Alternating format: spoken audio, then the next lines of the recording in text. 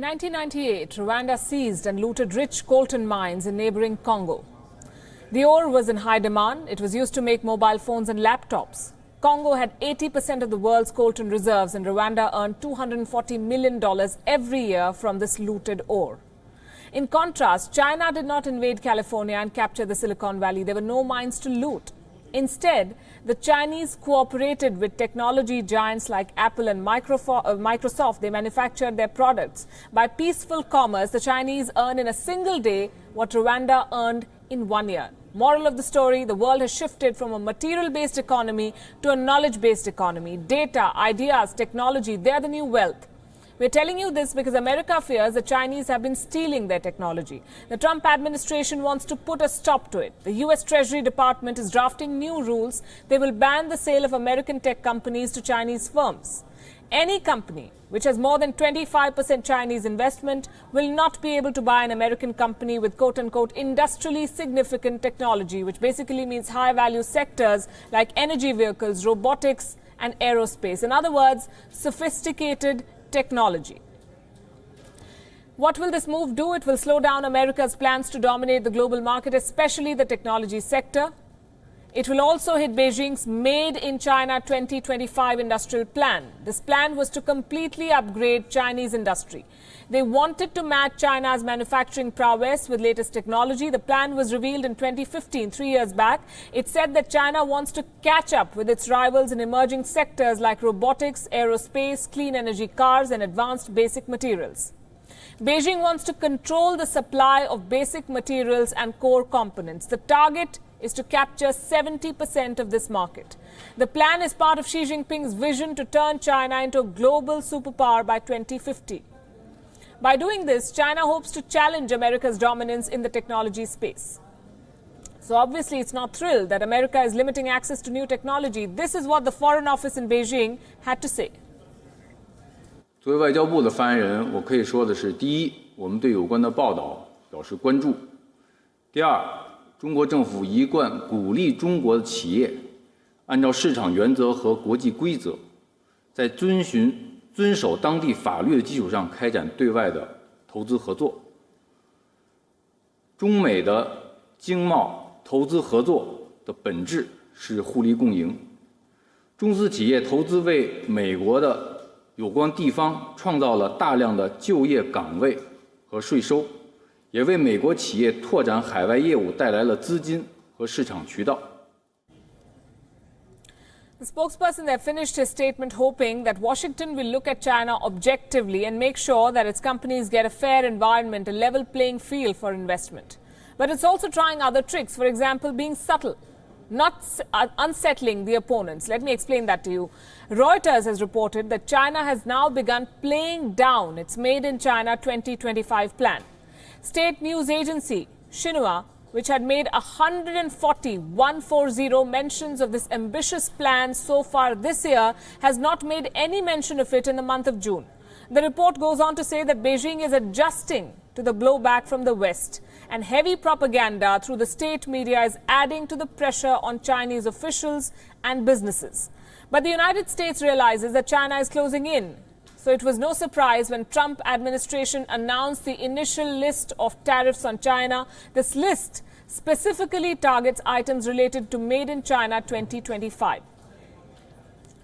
Now contrast that with India, where the Chinese are buying everything from telecom firms to startups. They've already flooded the Indian market with cheap products made in China, from toys to toilet paper and everything in between. Now the Chinese have entered your bank accounts and your mobile phones. These companies hold significant stakes in India's fastest emerging firms and startups.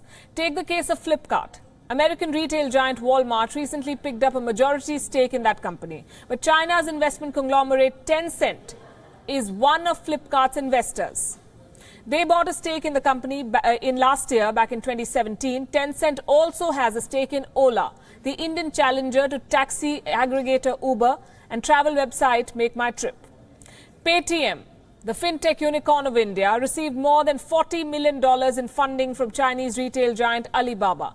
China is one of the fastest growing sources of foreign direct investments in India. In 2017, the Chinese invested an estimated $2,000 million in India.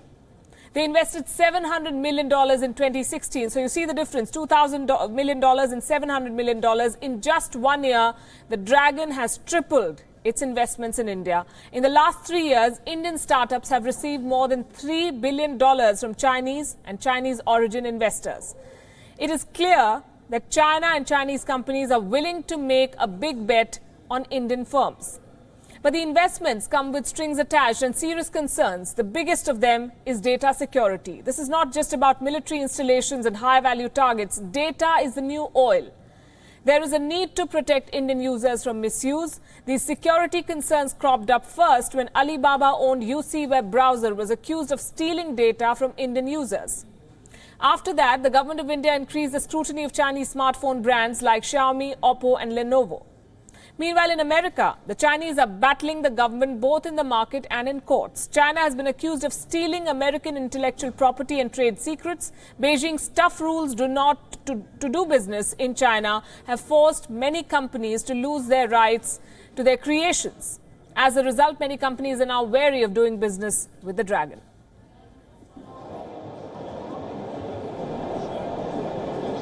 Technology is the latest flashpoint in growing tensions between the United States and China.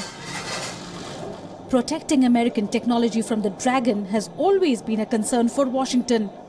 While other administrations chose to deal with this issue without pushing China to the edge, the Trump administration has decided to grab the bull by its horns. Back in March, Washington decided to slap tariffs on several Chinese goods valued at $50 billion. Trump accused China of stealing American intellectual property.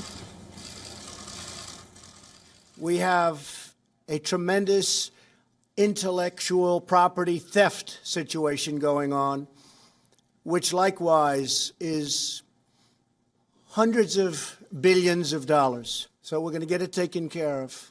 And frankly, it's going to make us a much stronger, much richer nation. Trump did not take this decision out of the blue. A 7-month-long investigation revealed the ugly side of China's trade practices. An investigation by an American trade representative claims that China is growing on the back of intellectual property theft by American companies. The curbs imposed on foreign ownership in the country compels companies to transfer their technology to local players in China. Reportedly, the Americans have also found evidence that links cyber attacks on American companies to China. US-based companies have lost $50 billion due to China's unethical and evil trade practices. But that is not the only concern. China's manufacturing capabilities are further challenging American companies. Low prices of Chinese goods and their manufacturing prowess has forced American players to lower their prices to stay competitive.